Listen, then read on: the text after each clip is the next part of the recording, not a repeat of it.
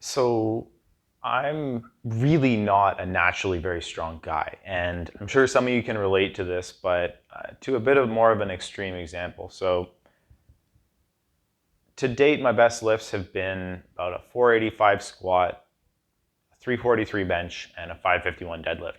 But when I started lifting, and I'll post up a picture in the video here, I started lifting when I was 99 pounds at my current height, which is 5'9", which is like 6 foot on Tinder. And I started out being able to squat about 95 pounds to depth, maybe a little bit less. I could bench press the bar and I could deadlift 115, 125, and obviously not with great form, but those were pretty close to max for me. And I'd spent about a couple years building up my base, and I decided to do a powerlifting competition. I thought it was pretty cool. I liked the idea of getting stronger. I really like what the sport stood for, that just sort of consistent self-improvement and pushing your own boundaries. A lot of what I like about most individual sports, right? And then a couple of weeks out from the meet, I'd had my first real big injury, and I partially tore my left hamstring.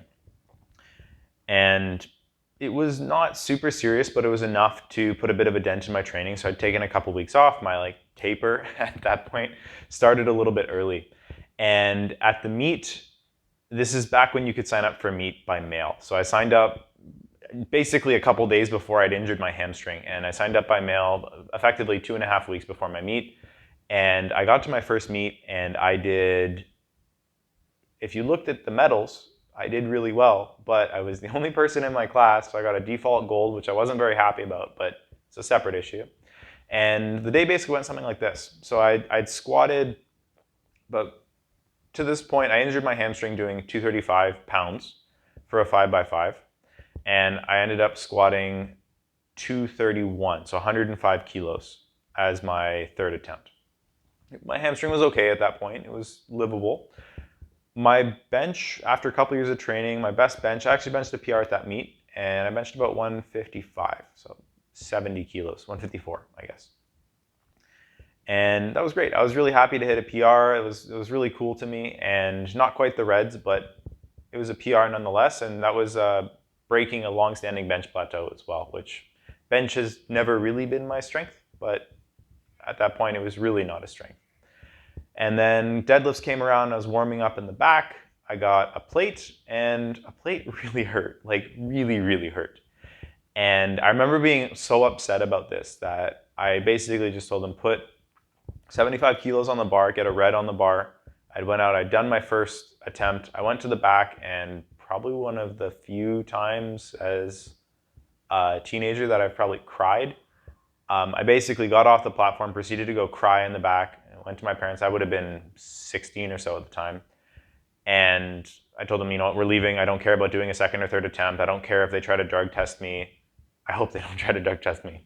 I just don't want to be here right now. And that was it. And it was, in some ways, it was really good because it gives me the story to tell you where I can guarantee you most lifters are going to out-total me on their first meet. Even some of my female lifters out-total me on their first meet.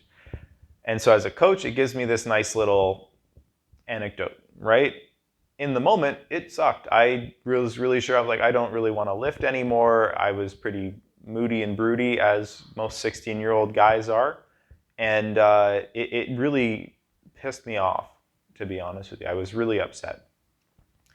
So fast forward like a week, I decide, you know what, I do actually want to keep training. It was just the timing was a little off on all this. Let's make some adjustments to approach and change things. Make sure I can kind of avoid getting hurt again, rehab this hamstring, get healthy, find what caused the issue in the first place, and fix it, right? So we did that.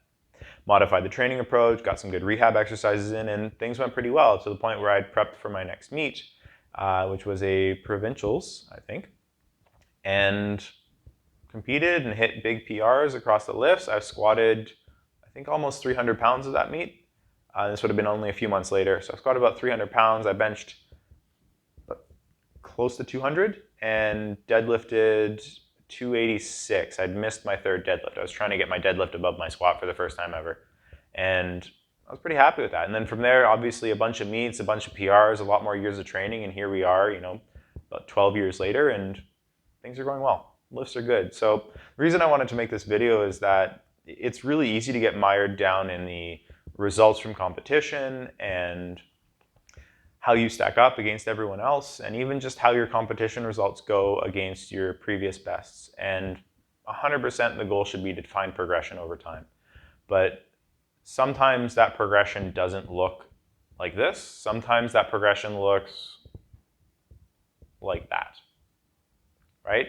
So just sort of trust in the process. As long as over time you're seeing improvement, don't get too mired down in the exact things that are happening right now to your training. As long as you're making the changes and adjustments that you need in order to fix the issues that you're facing, you're on the right track. And if you're not, well, sit down and figure out what's actually causing you problems with your training and what's holding you back, and get on a path to where you can fix it. Because otherwise, if you keep doing the same thing that wasn't working, probably not going to work.